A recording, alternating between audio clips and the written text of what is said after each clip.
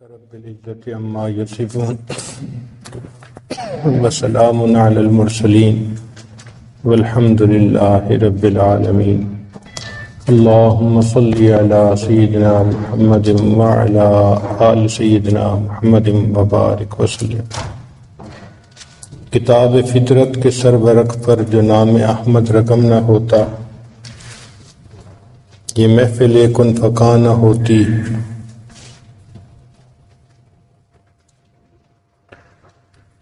اللہ کے حبیب صلی اللہ علیہ وسلم اس کائنات میں جہانوں کے لیے رحمت بنا کر تشریف لائے۔ وما ارسلناک الا رحمت للعالمین، اے میرے محبوب صلی اللہ علیہ وسلم، ہم نے آپ کو جہانوں کے لیے رحمت بنا کر بھیجا، یعنی انسانوں کے لیے بھی، حیوانوں کے لیے بھی، درندوں کے لیے بھی، پرندوں کے لیے بھی، فرشتوں کے لیے بھی، جو مخلوق ہے ہر مخلوق کے لیے اللہ کے حبیب صلی اللہ علیہ وسلم رحمت بن کر تشریف لائے۔ آپ کا وجود مسعود پوری کائنات کے لیے رحمت تھا۔ اس لیے شاعر نے کہا، کتاب فطرت کے سرورق پر جو نام احمد رقم نہ ہوتا تو نقش ہستی ابھر نہ سکتا، وجود لوح و قلم نہ ہوتا، زمین نہ ہوتی، فلک نہ ہوتا، عرب نہ ہوتا، عجم نہ ہوتا، یہ محفل کن فکا نہ ہوتی جو وہ امام امم نہ ہوتا۔ ایک اور شاعر نے کہا، سب سے پہلے مشیت کے انوار سے نقش روئے محمد بنایا گیا، پھر اسی نقش سے مانگ کر روشنی بزم کون و مکان کو سجایا گیا۔ وہ محمد بھی، احمد بھی، محمود بھی، حسن فطرت کا شاہد مشہود بھی، علم و حکمت میں وہ غیر محدود بھی، ظاہراً امیوں میں اٹھایا گیا۔ چنانچہ قرآن مجید اگر رحمت ہے تو اللہ کے حبیب صلی اللہ علیہ وسلم رحمت للعالمین ہے۔ قرآن کتاب ہے، نبی علیہ السلام صاحب کتاب ہے۔ قرآن علم ہے تو نبی علیہ السلام عمل ہے۔ قرآن قال ہے تو نبی علیہ السلام حال ہے۔ قرآن اجمال ہے تو نبی علیہ السلام اس کی تفصیل ہے۔ قرآن اگر متن ہے تو نبی علیہ السلام اس کی تشریح ہے۔ قرآن اگر ذکر ہے تو نبی علیہ السلام مذکر ہے۔ قرآن اگر نصیحت ہے تو نبی علیہ السلام ناصح ہیں۔ قرآن اگر وعظ ہے تو اللہ کے نبی علیہ السلام واعظ ہیں۔ قرآن اگر ہدایت ہے تو نبی علیہ السلام ہادی ہیں۔ قرآن اگر نور ہے تو نبی علیہ السلام سراجم منیرہ ہے۔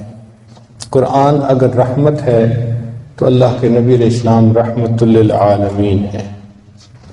سیدہ صدیقہ رضی اللہ تعالی عنہ فرمایا کرتی تھیں کہ کان خلقہ القرآن، کہ اللہ کے نبی علیہ السلام کی مبارک زندگی وہ ساری کی ساری قرآن کا مجسم نمونہ تھی۔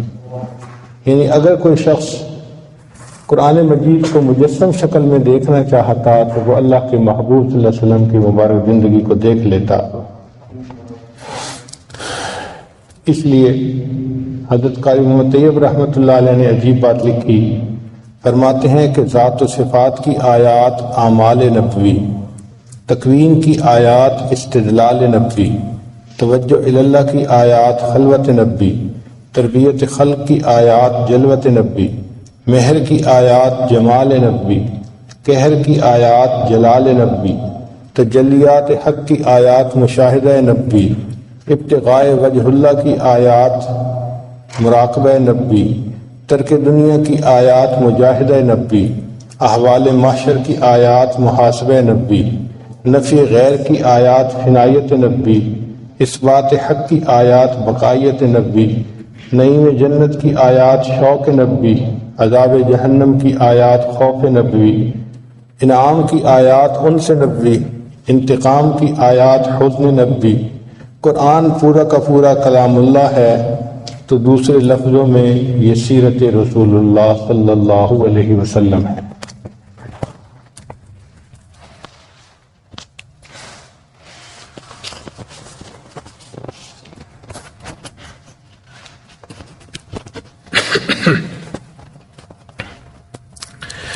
جس محبوب صلی اللہ علیہ وسلم کے حسن و جمال کے تذکرے اللہ رب العزت نے کیے ہوں اور جن کے ذکر کو انہوں نے بلند فرمایا ہو، ان کی شان میں ہم خطا کار اور گناہ گار کیا کہہ سکتے ہیں؟ سچی بات تو یہی ہے کہ شاعر نے کہا، ہزار بار بشویم دہن زمشک و گلاب، ہنوز نام تو گفتن کمال بے ادبیست۔ اے اللہ کے حبیب صلی اللہ علیہ وسلم، اگر ہم 1000 مرتبہ بھی اپنے منہ کو مشک اور گلاب سے دھو لیں، پھر بھی ہم خطا کاروں کے لیے آپ کا نام نامی اس میں گرامی لینا بے ادبی ہی ہے۔ آپ صلی اللہ علیہ وسلم مصطفیٰ بھی ہیں، مجتبیٰ بھی ہیں، طاہر بھی ہیں، مطہر بھی ہیں۔ آپ صلی اللہ علیہ وسلم بشیر بھی ہیں، نذیر بھی ہیں، طٰہٰ بھی ہیں، یاسین بھی ہیں، صادق الامین بھی ہیں، تو رحمت للعالمین بھی ہیں۔ وما ارسلناک الا رحمت للعالمین۔ چنانچہ آپ کی صحبت مبارکہ میں ابو بکر آئے تو صدیق بن گئے، عمر آئے تو فاروق بن گئے، عثمان غنی آئے تو ذی النورین بن گئے، علی المرتضیٰ آئے تو باب العلم بن گئے،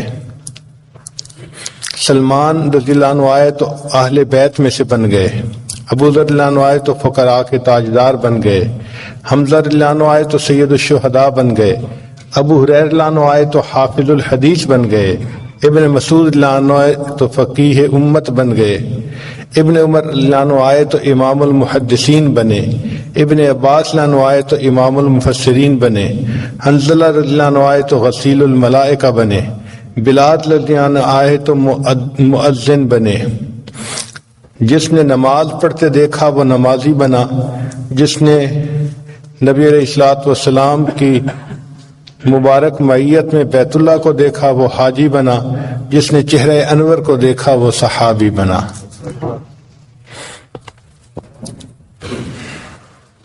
خود نہ تھے جو راہ پر اوروں کے ہادی بن گئے، وہ کیا نظر تھی جس نے مردوں کو مسیحا کر دیا۔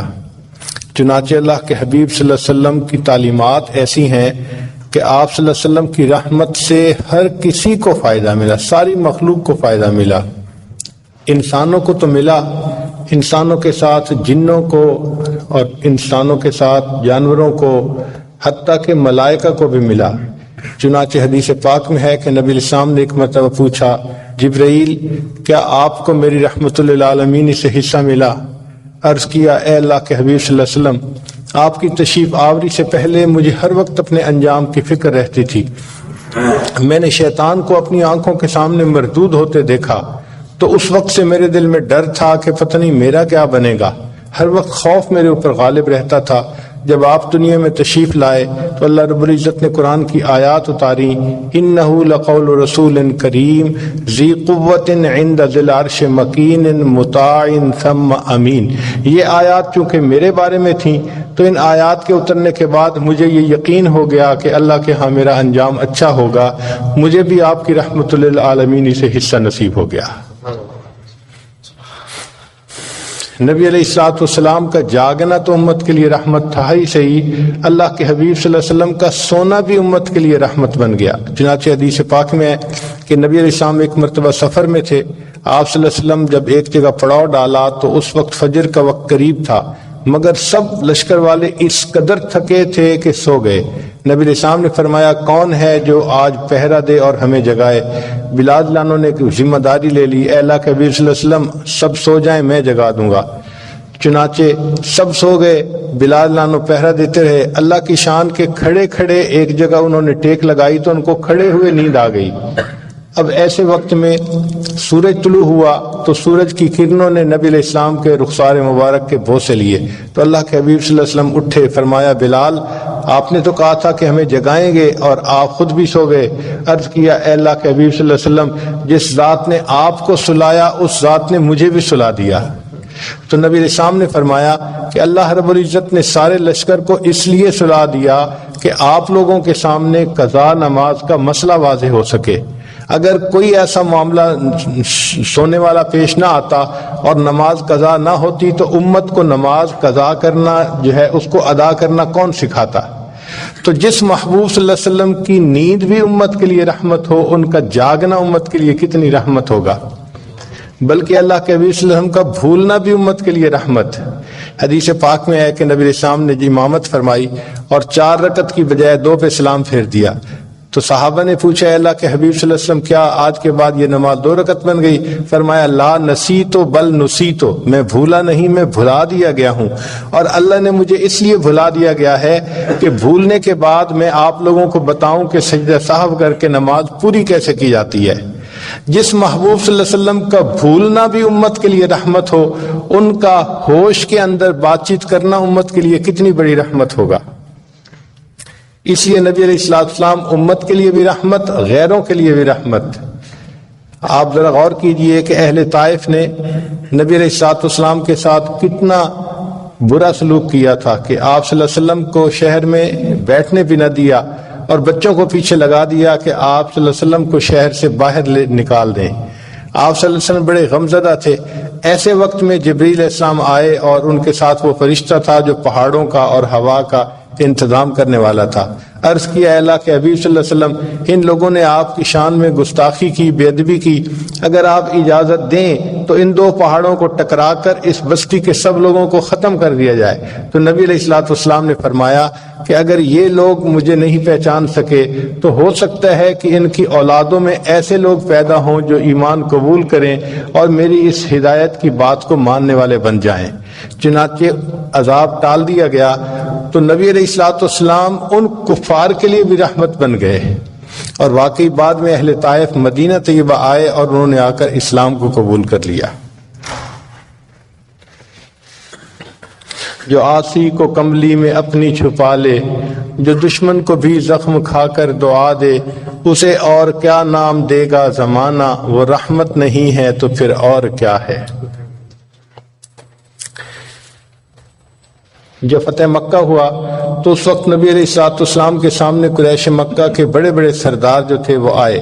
اللہ کے حبیب صلی اللہ علیہ وسلم جانتے تھے کہ کس نے کیا کیا ہوا تھا۔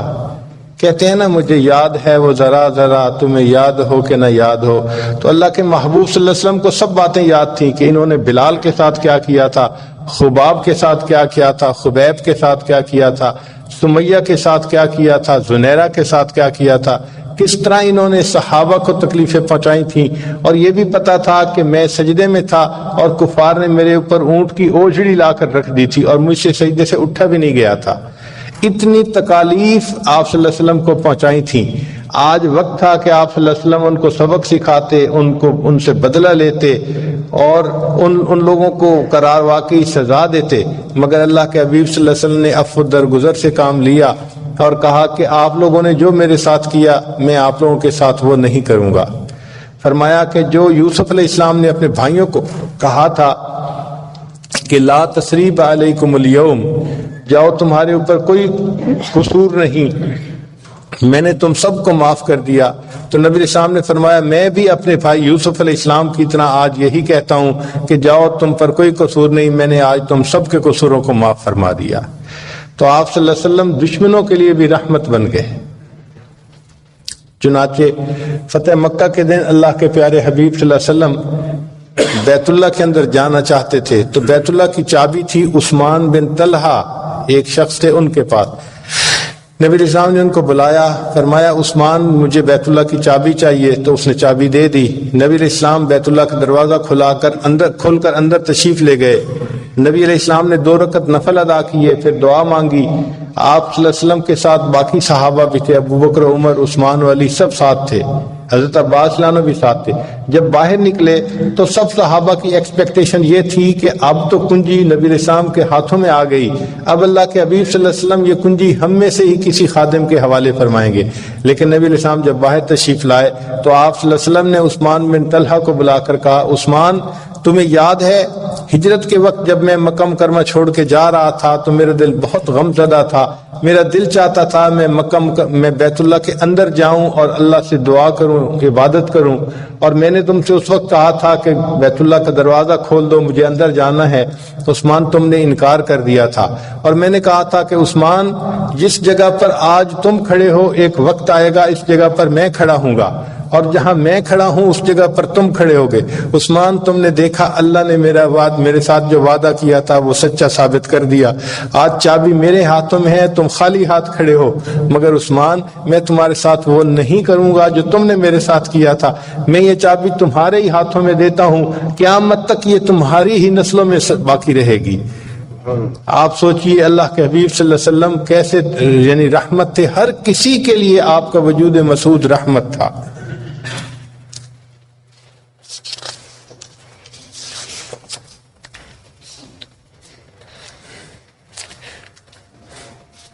آپ صلی اللہ علیہ وسلم جنوں کے لیے بھی رحمت بن گئے، چنانچہ جنوں نے بھی نبی علیہ السلام کی خدمت میں حاضر ہو کر کلمہ پڑھا۔ اس کا تذکرہ قرآن مجید میں بھی ہے کہ جن آئے اور کہنے لگے انصتو انا سمعنا منادیا ینادی للایمان ان آمنوا بربکم فآمنا۔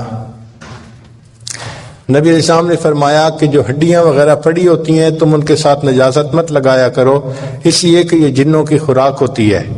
تو دیکھو کہ آپ صلی اللہ علیہ وسلم کی تعلیمات سے جنوں کو بھی فائدہ پہنچ رہا ہے، یعنی دوسرے لفظوں میں نبی علیہ السلام کی رحمت للعالمین سے ان کو بھی حصہ مل رہا ہے۔ جانوروں کے لیے رحمت بن گئے۔ قریش مکہ کے زمانے میں کھڑے جانور کو جسم کے کسی حصے کا گوشت کاٹ کے پکایا جاتا تھا، اور جانور کو کیا تکلیف ہوئی اس کا کوئی خیال نہیں رکھا جاتا تھا۔ نبی علیہ السلام تشریف لائے تو اللہ کے حبیب صلی اللہ علیہ وسلم نے بتلایا کہ جانور کو اس طرح نہیں تکلیف دینی چاہیے، ہاں اگر اللہ کے نام پہ ذبح کرنا ہو وہ تو اور بات ہے۔ چنانچہ آپ صلی اللہ علیہ وسلم نے فرمایا کہ جانور کو تم اگر اپنے گھر میں پالو تو اس کو تم ضرورت کے مطابق کھلاؤ اور پلاؤ اور اس کا خیال رکھو، اور یہ بھی فرمایا کہ اگر اونٹ وغیرہ ہے تو کھڑی حالت میں اس کے اوپر مت بیٹھ جاؤ، اس کو کرسی کے طور پہ استعمال نہ کرو، اگر اوپر بیٹھنا ہے تو تم اب سفر کرو۔ تو اللہ کے حبیب صلی اللہ علیہ وسلم نے جانوروں کے بھی حقوق آ کر سمجھائے، تو جانوروں کو بھی محبوب کی رحمت للعالمین سے حصہ مل گیا۔ چنانچہ اللہ تعالیٰ فرماتے ہیں وما ارسلناک الا رحمت للعالمین۔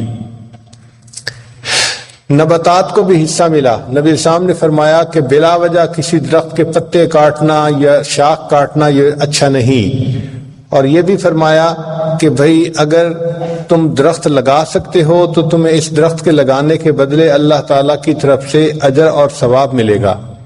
تو دیکھیے کہ درختوں کو لگانے کا حکم دیا اور کاٹنے سے منع فرمایا، بلا ضرورت جو کاٹ دیا جاتا ہے۔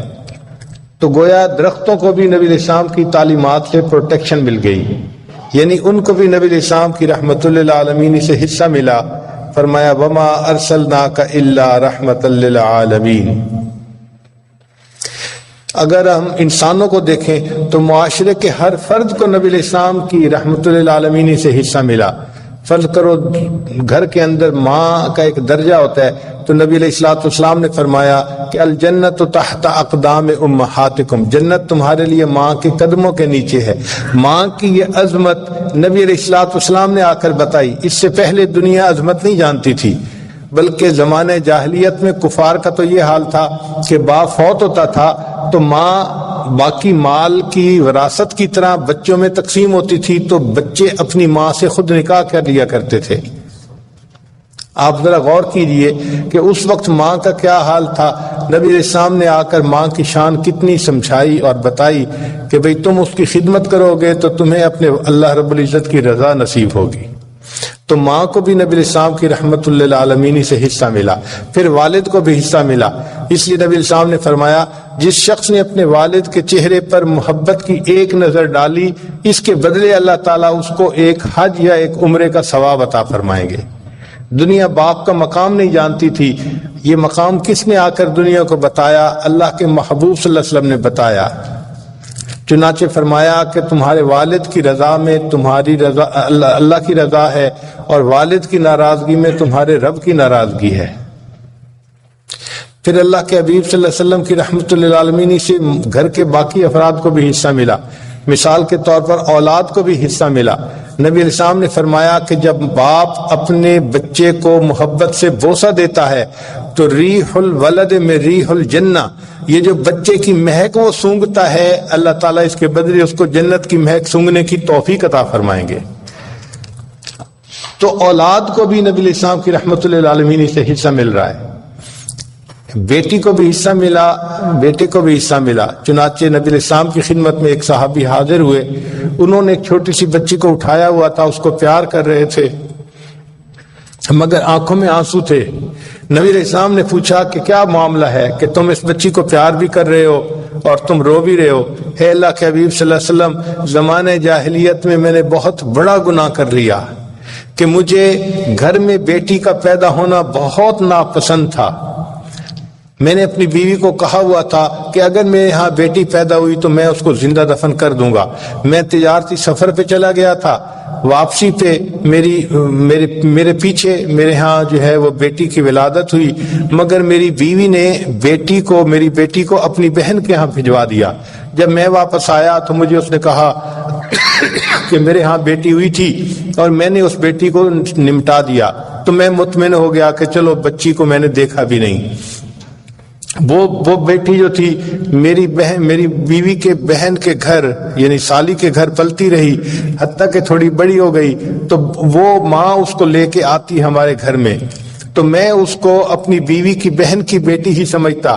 وہ بچی ذرا بڑی ہوئی، میرے ساتھ معانست کرتی، محبت کا اظہار کرتی، مجھے بھی اچھی لگتی، کبھی میری گود میں آ جاتی، میں اسے اٹھا لیتا، میں اسے پیار کرتا، حتیٰ کہ وہ بچی چلنے کے قابل ہو گئی تو مجھے اس بچی کے ساتھ ایک محبت کا تعلق بن گیا۔ میں اس کو مس بھی کرتا اور کئی مرتبہ پوچھتا کہ میں نے اس کو نہیں دیکھا، وہ کہاں ہے۔ جب میری بیوی کو یقین ہو گیا کہ اب ان کو اس بچی کے ساتھ محبت ہو گئی، ایک دن اس نے یہ ڈسکلوز کیا کہ بھئی یہ تو ہماری بیٹی ہے، میں نے اپنی بہن کے گھر بھیج دیا تھا کہ آپ اس کو دفن نہ کر سکیں۔ وہ کہتے ہیں کہ میں نے یہ سنا اور میرے دل کے اندر اس وقت سے ایک بغض بیٹھ گیا کہ میں نے اس لڑکی کو زمین میں دفن کرنا ہے۔ چنانچہ ایک دن میں اس کو بازار لے کے جاتا تھا، وہ میرے ساتھ کھیلتی تھی، باتیں کرتی تھی، محبت کا اظہار کرتی تھی۔ میں ایک دن اس کو لے کے جنگل میں گیا اور میں نے اپنے ساتھ کسی بھی لے لی، تو کسی لے کر میں زمین کھودنے لگا۔ میں اس بچی کے لیے گڑھا کھود رہا تھا اور وہ مٹی میرے کپڑوں پر پڑ رہی تھی، تو بچی میرے قریب آئی اور کہنے لگی کہ ابو آپ کے کپڑوں پر مٹی لگ رہی ہے۔ میں نے اس کی ان معصومانہ باتوں کا بھی کوئی لحاظ نہ کیا اور میرے اوپر ایسی حیوانیت چھائی ہوئی تھی کہ میں نے گڑھا کھودا اور بالآخر اس بچی کو دھکا دیا اور اس کے اوپر مٹی ڈالنی شروع کر دی۔ وہ بچی رونے لگی، میری آنکھوں میں مٹی جا رہی ہے، سر میں مٹی جا رہی ہے، آپ ایسا کیوں کر رہے ہیں؟ میں نے اس کی کوئی بات نہیں سنی، مٹی ڈالتا رہا حتیٰ کہ اس کی آواز آنی بند ہو گئی۔ میں نے اس بچی کو اپنے ہاتھوں سے زمین میں دفن کر دیا۔ اے اللہ کے حبیب صلی اللہ علیہ وسلم، ایک میری زندگی کا وہ رخ تھا اور ایک رخ یہ ہے کہ آپ صلی اللہ علیہ وسلم تشریف لائے اور آپ نے بچوں سے پیار کرنا سکھایا۔ یہ بیٹی میرے بھائی کی بیٹی ہے، چھوٹی ہے، مگر اب اس کو بھی میں پیار کرتا ہوں، اپنے ساتھ لے کے پھرتا ہوں اور اپنی محبت کا اظہار کرتا ہوں۔ تو اللہ کے محبوب صلی اللہ علیہ وسلم کی رحمت للعالمین سے بیٹی نے بھی حصہ پایا، بیٹے نے بھی پایا، ماں نے بھی پایا، باپ نے بھی پایا، میاں نے بھی پایا، بیوی نے بھی پایا۔ چنانچہ نبی علیہ السلام نے فرمایا کہ جو عورت اس حال میں فوت ہو کہ وہ فرض ادا کرنے والی ہو اور اس کا خامد اس سے راضی ہو تو اس کے لیے جنت کے سب دروازے کھول دیے جائیں گے، وہ جس دروازے سے چاہے گی جنت میں داخل ہو جائے گی۔ خامد کو یہ مقام کس نے سمجھایا؟ اللہ کے حبیب صلی اللہ علیہ وسلم نے سمجھایا۔ تو خامد کو بھی رحمت للعالمین سے حصہ ملا، وما ارسلناک الا رحمت للعالمین، اور بیوی کو بھی حصہ ملا۔ چنانچہ زمانے جاہلیت میں بیویوں کے ساتھ بہت برا سلوک کیا جاتا تھا، یہاں تک کہ اگر جو ہے وہ خامد کی وفات ہو جاتی تھی تو بیوی کو منحوس سمجھا جاتا تھا اور اس کو شہر میں رہنے نہیں دیا جاتا تھا، بلکہ مکہ کے باہر الگ تھلگ کچھ کمرے بنے ہوئے تھے، اس کو وہاں بھیج دیا جاتا تھا کہ یہ منحوس عورت ہے، یہ اس آبادی میں رہنے کے قابل نہیں ہے۔ حالانکہ خامد کی موت اس کی قسمت کے معاملہ ہے، عورت کا اس میں کیا قصور ہے، مگر اس عورت پر الزام لگایا جاتا تھا۔ اللہ کے حبیب صلی اللہ علیہ وسلم تشریف لائے تو آپ نے سکھایا کہ دیکھو اچھا خامد وہ ہے جو تم میں سے اپنی بیوی کے ساتھ زیادہ اچھے سلوک کی زندگی گزارے۔ نبی علیہ السلام نے فرمایا خیرکم خیرکم لأہلہ، تم میں سے سب سے بہتر وہ ہے جو تم میں سے اپنے اہل خانہ کے لیے بہتر ہے۔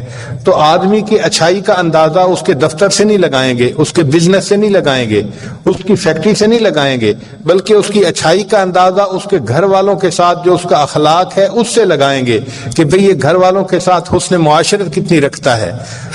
آپ دیکھیے بیوی کو عزت کس نے دلوائی؟ اللہ کے محبوب صلی اللہ علیہ وسلم نے دلوائی۔ چنانچہ ایک روایت کا مفہوم ہے کہ خاوند جب بیوی کو محبت کی نظر سے دیکھ کر مسکراتا ہے اور بیوی خاوند کو دیکھ کر مسکراتی ہے، اللہ رب العزت ان دونوں کو دیکھ کر مسکراتے ہیں۔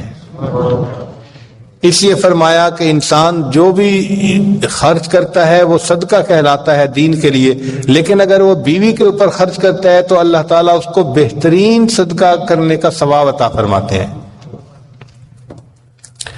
تو بیوی کو عزتیں ملی اللہ کے حبیب صلی اللہ علیہ وسلم کی وجہ سے، اس لیے فرمایا وَمَا أَرْسَلْنَاكَ إِلَّا رَحْمَةً لِّلْعَالَمِينَ۔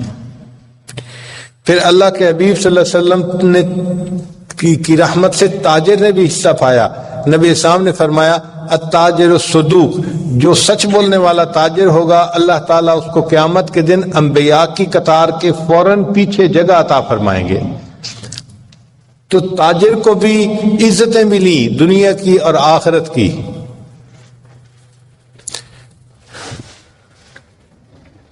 مزدور نے بھی نبی اسلام کی رحمت للعالمین سے حصہ پایا۔ حدیث پاک میں ہے کہ نبی اسلام کے پاس ایک صحابی آئے، انہوں نے مصافحہ کیا۔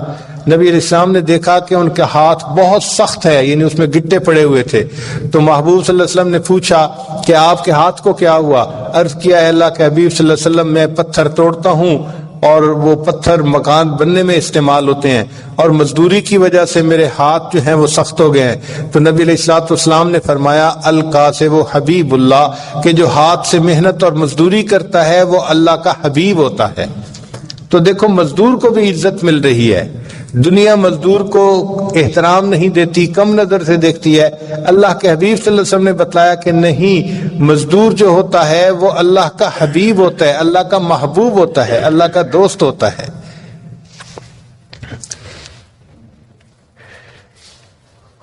پھر اللہ کے حبیب صلی اللہ علیہ وسلم امیر کے لیے بھی رحمت بنے، غریب کے لیے بھی رحمت بنے۔ چنانچہ نبی علیہ الصلوۃ والسلام نے فرمایا کہ جو امیر لوگ نرم بستروں پر زندگیاں گزارنے والے ہوں گے مگر اللہ کو یاد کریں گے، اللہ اس کے بدلے ان کو قیامت کے دن جنت عطا فرمائیں گے۔ نرم بستروں پر ذکر کرنے کی وجہ سے اللہ تعالیٰ ان کو جنت کی نعمتیں عطا فرمائیں گے۔ تو امیر کو سمجھ لگ گئی کہ کس طرح میں زندگی گزاروں تو مجھے جنت کا راستہ نصیب ہو جائے گا۔ تو امیر کے لیے بھی آپ رحمت بن کر تشریف لائے، اور اللہ کے نبی صلی اللہ علیہ وسلم غریب کے لیے بھی رحمت بن کر آئے۔ نبی علیہ السلام نے خوشخبری دی کہ قیامت کے دن جو غریب ہوں گے وہ امیروں سے 500 سال پہلے جنت میں داخل کر دیے جائیں گے، اور آخرت کا ایک دن دنیا کے 50,000 سال کے برابر ہوگا۔ اگر ایک دن دنیا کے 50,000 سال کے برابر ہے تو جو لوگ 500 سال پہلے جنت داخل کر دیے جائیں وہ کتنے خوش نصیب لوگ ہوں گے۔ نبی علیہ السلام نے دعا مانگی اللہم احینی مسکینہ وامیتنی مسکینہ واحشرنی فی زمرۃ المساکین، اے اللہ مجھے مسکینی کی حالت میں زندہ رکھیے، مسکینی کی حالت میں مجھے موت دیجیے، اور قیامت کے دن مسکینوں کے ساتھ میرا حشر فرما دیجیے۔ تو غریب اور مسکین کو عزت ملی کہ اللہ کے حبیب صلی اللہ علیہ وسلم نے دعائیں ایسی کی کہ جس کی وجہ سے مسکینوں کو دنیا میں عزت کی نگاہ سے دیکھا جانے لگا۔ اس کو کہتے ہیں وما ارسلناک الا رحمت للعالمین، اے محبوب ہم نے آپ کو نہیں بھیجا مگر جہانوں کے لیے رحمت بنا کر بھیجا ہے۔ اللہ کے حبیب صلی اللہ علیہ وسلم بیمار کے لیے رحمت بن کر تشریف لائے۔ نبی علیہ السلام نے فرمایا کہ جب کوئی آدمی بیمار ہوتا ہے تو اللہ رب العزت اس کے لیے فرشتے کو بلا کر فرماتے ہیں کہ دیکھو میرا بندہ صحت کی حالت میں جو اعمال کرتا تھا اب بیمار ہو گیا، اب عذر ہے، لیکن جو اعمال صحت میں کرتا تھا تم اس کا وہ اجر اسی طرح لکھتے رہنا۔ اور یہ بھی فرمایا کہ یہ درد کی وجہ سے کراہے گا تو اس کے کراہنے پر سبحان اللہ اور الحمدللہ پڑھنے کا اجر لکھنا۔ اور یہ بھی فرمایا کہ بیمار آدمی جب شفا پاتا ہے تو اس کے گناہ اس طرح جھڑ جاتے ہیں جیسے پت جھڑ کے موسم میں درختوں کے پتے جھڑ جایا کرتے ہیں۔ چنانچہ بعض احادیث میں ہے کہ بعض بیمار لوگ جب بیماری سے شفا یاب ہوتے ہیں، وہ اس طرح گناہوں سے پاک ہوتے ہیں جیسے اس دن پاک تھے جب ان کی ماں نے ان کو جنم دیا تھا۔ تو بیماری انسان کے لیے مغفرت کا سبب بن جاتی ہے۔ یہ تعلیمات کس نے دی؟ اللہ کے حبیب صلی اللہ علیہ وسلم نے دی۔ یعنی بیمار کو بھی اللہ کے محبوب صلی اللہ علیہ وسلم کی رحمت للعالمین سے حصہ ملا۔ اس کو کہتے ہیں وما ارسلناک الا رحمت للعالمین۔ پھر اللہ کے حبیب صلی اللہ علیہ وسلم یتیم کے لیے بھی رحمت بن کر تشریف لائے۔ چنانچہ یتیموں کے ساتھ زمانہ جاہلیت میں بہت برا سلوک کیا جاتا تھا، ان کا مال پیسہ غبن کر لیا جاتا تھا اور ان کو لاوارث چھوڑ دیا جاتا تھا، کوئی ان کے سر پہ ہاتھ رکھنے والا نہیں ہوتا تھا۔ اللہ کے حبیب صلی اللہ علیہ وسلم نے تعلیمات دی اور فرمایا کہ جو یتیم کی کفالت کرے گا اس کے سر پر شفقت کا ہاتھ رکھے گا، ہاتھ کے نیچے جتنے بال ہوں گے اتنے بالوں کے برابر نیکیاں اس کے نام اعمال میں لکھی جائیں گی۔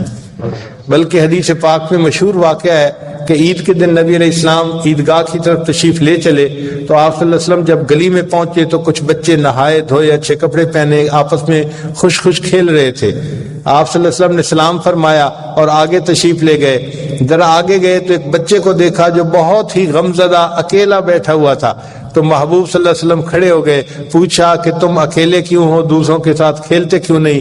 اس نے کہا اے اللہ کے حبیب صلی اللہ علیہ وسلم میں یتیم مدینہ ہوں، میرے والد صاحب فوت ہو گئے، کوئی نہیں جو میرے لیے کپڑے لاتا اور میری والدہ مجھے نہلا دھلا کر کپڑے پہناتی، میں اس وقت لاوارث ہوں تو اس لیے میں تنہا بیٹھا اپنے والد کو یاد کر رہا ہوں۔ نبی علیہ السلام نے اسے فرمایا اچھا تم میرے ساتھ آؤ۔ وہ بچہ ساتھ چلا۔ اللہ کے حبیب صلی اللہ علیہ وسلم عیدگاہ جانے کے بجائے واپس اپنے گھر تشریف لے آئے اور عائشہ صدیقہ رضی اللہ عنہا سے فرمایا کہ حمیرہ اس بچے کو نہلا دو۔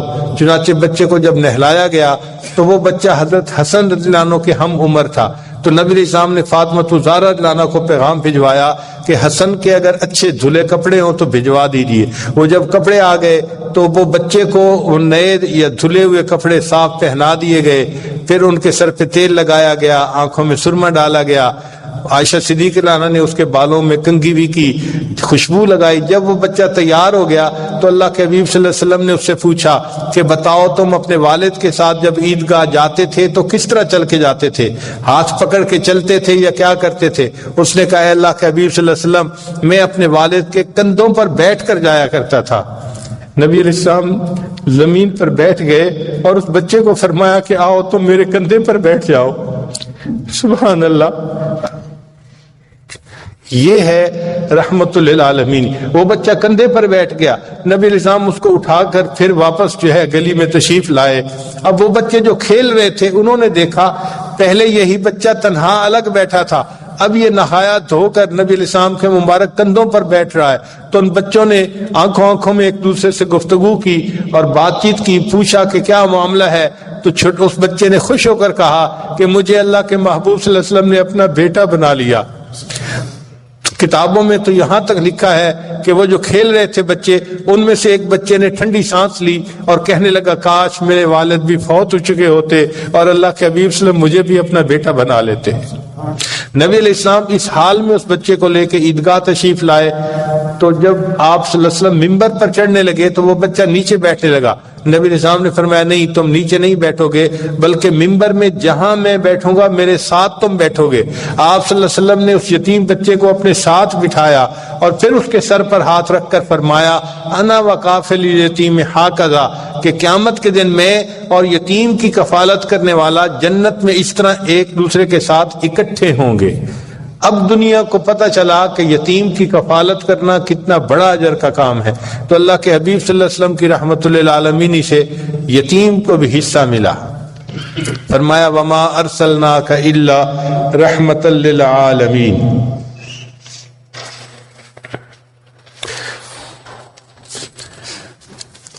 اللہ کے حبیب صلی اللہ علیہ وسلم کی تعلیمات سے نوجوانوں کو بھی حصہ ملا۔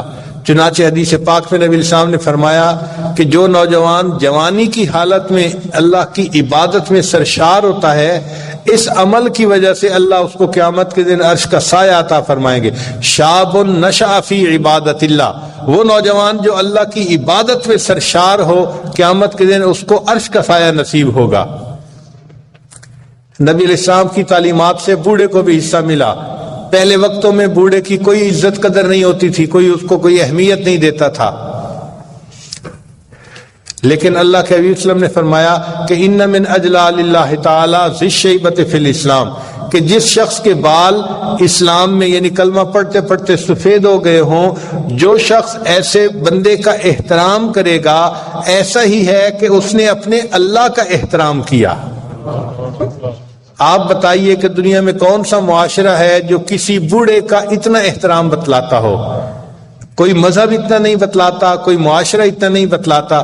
اگر یہ تعلیمات دیں تو اللہ کے محبوب صلی اللہ علیہ وسلم نے دی، وما ارسلناک الا رحمت للعالمین، اے محبوب ہم نے آپ کو جہانوں کے لیے رحمت بنا کر بھیجا ہے۔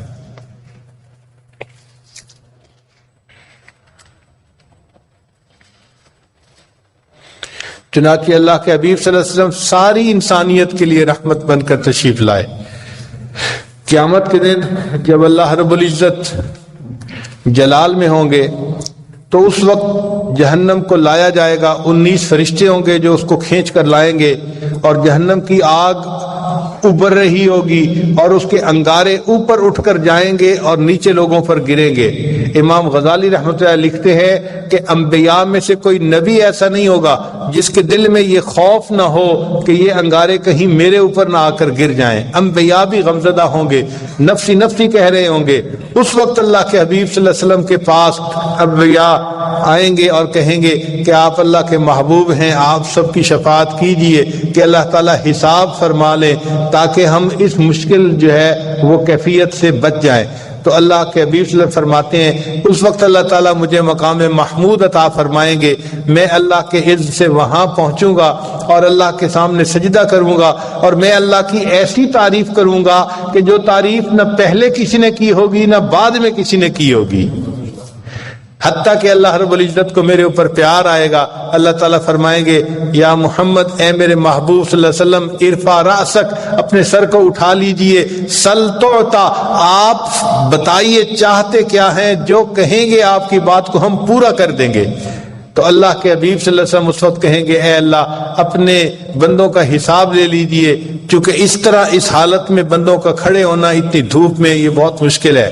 پھر اللہ رب العزت کی جو جلال ہوگا وہ اللہ کے جمال میں تبدیل ہو جائے گا، اور پھر اللہ تعالیٰ جمال کے ساتھ ساری مخلوق کا حساب لیں گے۔ تو ساری مخلوق کو نبی علیہ السلام کی رحمت للعالمین سے حصہ ملے گا، انبیاء کو بھی ملے گا اور پہلی امتوں کو بھی ملے گا، اور اس امت کو تو ضرور ملے گا۔ چنانچہ نبی علیہ السلام نے فرمایا کہ اللہ رب العزت نے ہر نبی علیہ السلام کو ایک ایسی دعا مانگنے کا اختیار دیا کہ جیسی مانگی جائے گی وہ قبول کر لی جائے گی۔ چنانچہ ابراہیم علیہ السلام نے مانگی، نوح علیہ السلام نے مانگی، باقی انبیاء نے مانگی۔ تو ایک صحابی نے پوچھا اے اللہ کے حبیب صلی اللہ علیہ وسلم آپ کو بھی اختیار ملا؟ نبی علیہ السلام نے فرمایا ہاں مجھے بھی اختیار ملا۔ اے اللہ کے حبیب صلی اللہ علیہ وسلم آپ نے کون سی دعا مانگی؟ نبی علیہ السلام نے فرمایا میں نے کوئی دعا نہیں مانگی، میں نے اس دعا کو قیامت کے دن کے لیے ذخیرہ چھوڑ دیا، قیامت کے دن میں وہ دعا مانگوں گا اور میں اس وقت تک جنت میں نہیں جاؤں گا جب تک میری امت میرے ساتھ جنت میں نہیں جائے گی۔ اس کو کہتے ہیں رحمت للعالمین، وما ارسلناک الا رحمت للعالمین، اے محبوب ہم نے آپ کو جہانوں کے لیے رحمت بنا کر بھیجا ہے۔ آپ صلی اللہ علیہ وسلم نیکوں کے لیے تو رحمت ہیں ہی، گناہگاروں کے لیے بھی رحمت بن کر تشریف لائے۔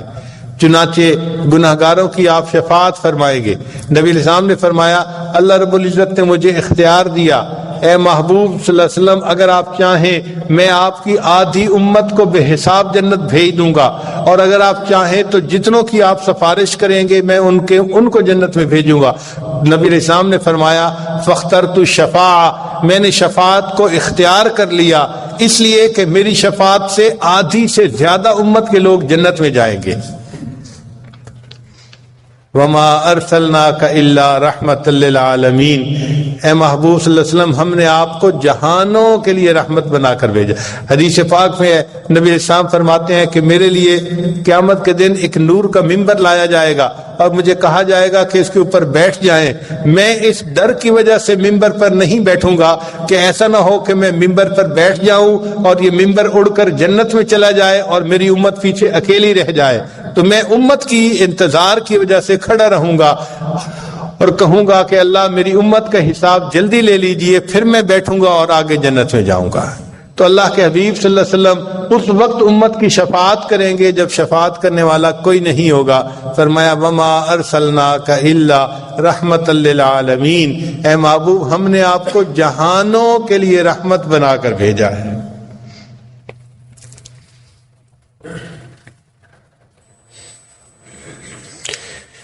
علامہ اقبال نے کیا خوبصورت شعر کہا، تو غنی از ہر دو عالم من فقیر، اے اللہ آپ دو عالم سے غنی ہیں اور میں تو فقیر ہوں۔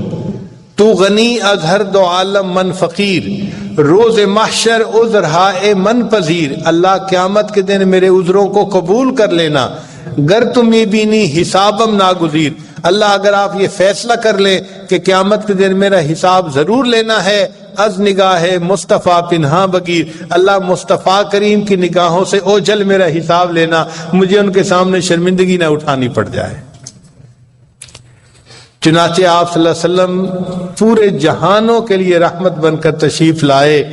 اس رحمت للعالمین کی ولادت کا یہ مہینہ ہے، اس کی وجہ سے ہر کلمہ گو کے دل میں خوشی ہوتی ہے، اس لیے اس مہینے میں نبی علیہ السلام کی سیرت کے مختلف پہلوؤں کو بیان کیا جاتا ہے اور ان تعلیمات پر عمل کرنے کا ارادہ اور عزم نو کیا جاتا ہے۔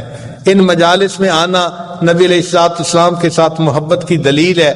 اللہ رب العزت اس محبت کو قبول فرمائے اور اس کے بدلے اللہ تعالیٰ قیامت کے دن ہمیں نبی علیہ السلام کے غلاموں میں شامل فرمائے۔